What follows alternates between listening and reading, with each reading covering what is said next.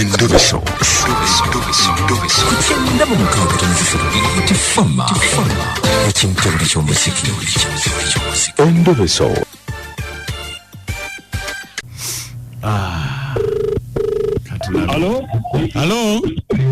Hello. Jebale sebo. Kale sebo. Nawe jebale sebo. Kale sebo. Eze Mukunja wa BTFM oli ku mulimu. Mbadde ku mulimu. Kantambule mpola nzire watalekana nnyo. Ne mbadde ku mulimu wa Mukunja we bali kunkubira munnange. Sebo. Kati ensonga yange nga mbadde nakusabye. Onkubireko njagala ku nfunye obuzibu n'omukyala. Mwagala nnyo.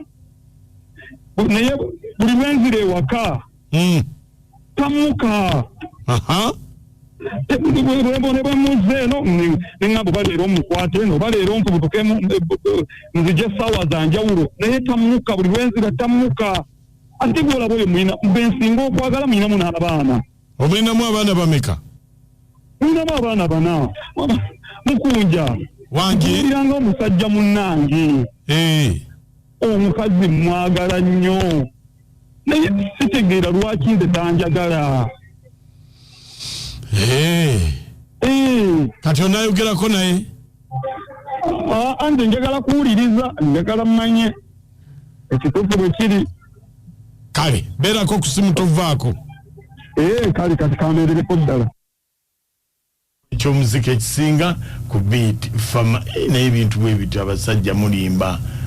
Mwali badde mubinoonyerezaako ne mubimanya. Ne kakati saawa eno ngamba ndi Mukunja nyambaako. Kale atuyiye nalo okulaba. Tuli mu ndobeso.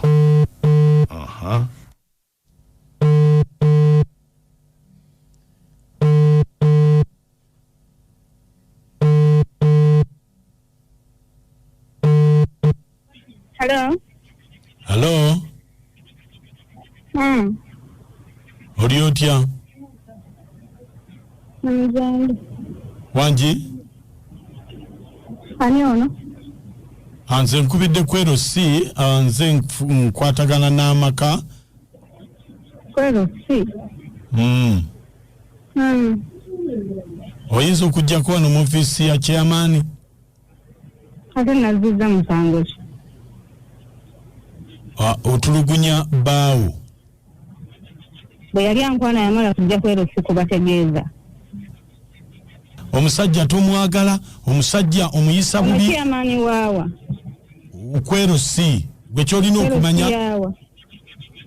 Kwero si ku kyalo. Ekangulumira. Ojja kufuna akadde olinye akaboodo ojje wano. Anti yandoopye musango namubye namukubye namukoze. Si musango. Wabula kubatabaganya. Omusajja akuliyo nnyo. Akwagala. Naye gwe nabakutabukako. Nga tuli bulungi mu maka gaffe. Temuli bulungi. Ate tutya. N'ekyokulya awammanta kiwammante n'emmere tomuwa. Kati ate so emmere muwe alekawo ssente. Talekawo ssente kati nze njiguze ekyo gimuwa. Omusajja buli kimu akirekawo.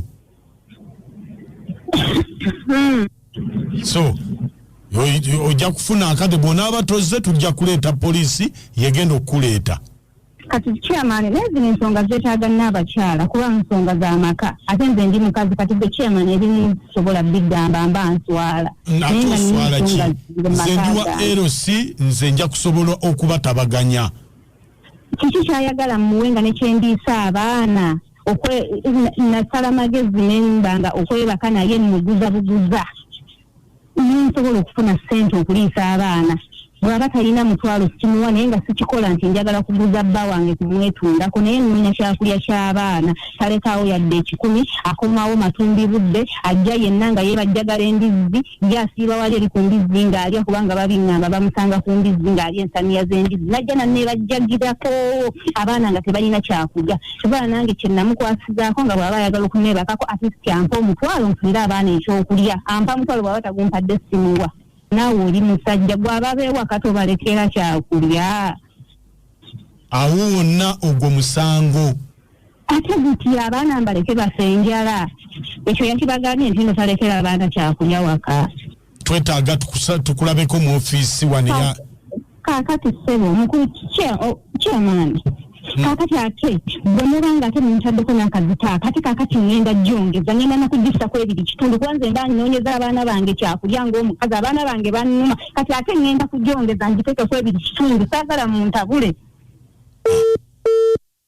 banna nyumba agenda gyongeza buli lukyalo eneesulikamu eyo nange siraba kusulamu kwayo Anna sente ekonomi etagiraba abakazi abo bwe batuuse anti era abasajja mwe mubireese nje nakasha n'amooti enze birungi ebiwambo ne Mukunja noozo omusajja ategedde omusango guli gyali omukazi amuwe sente ezimala ajja mukolera kyayagala sigadde birungi ebiwambo Mukunja bannange ono kutasanze nga sinzidala mu buto bamunaanika mami nakati ogamba otya sigamba mpozi gusebo olabambi omukyala musaasidde oyo omwami mufu nnyo kati akubye yeegonza awozamu na mukazi tamuka yatalina kyalika kwana talina kyomuwadde talina feeling gyazijja ezizo nze saazi bamunaanika webale abasimusi muli bulungi nasaazi monika akanyabanda mukyala munange empagira gwe abasajja abatalabirira mu maka mubaguze nga bannange mukyala gwate gwasenga lwakuba ate maama ennyumba yo nga yalayisi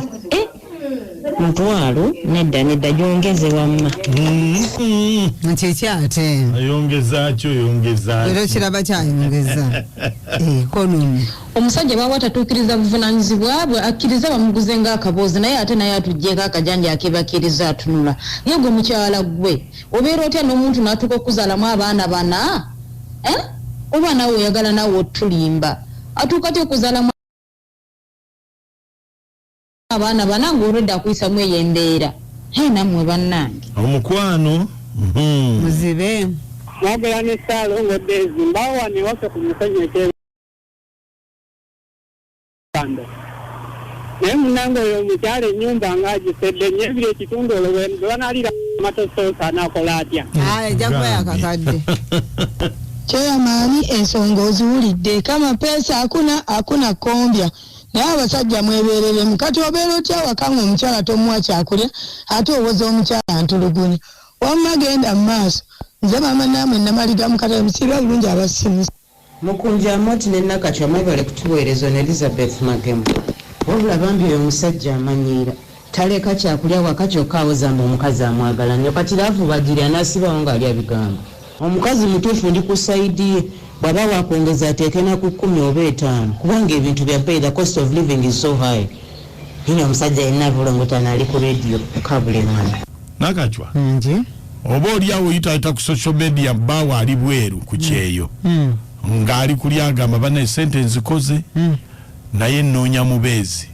n'ebisaanyizo n'abiteekawo nakakale nazaalako edda awo nga nakatandika emyaka gyange ekivubuka naye ekyo si kikulu abaana tojja balabira nja bateekako omukozi balina bali wajjajja waabwe n'omukazi yafa so akati mbadde njagala nfune omubeezi kati tulye sente sanyu njagala kati ne waaba taazaale kubanga oli gwe nalina yafa emanyi kyenkola anti tekinologiya akabidi yako nkatematema nemugane bannanga omusajja onaakufaanana omanyi kika kiwamwe kirina omulimu okunoonya mbalabika bamubba bubbi mu ddwaliro lwaki twaŋŋamba nti muli balongo lwaki mutuufu olina mulongo muno muwulirize gwe owulire byayogera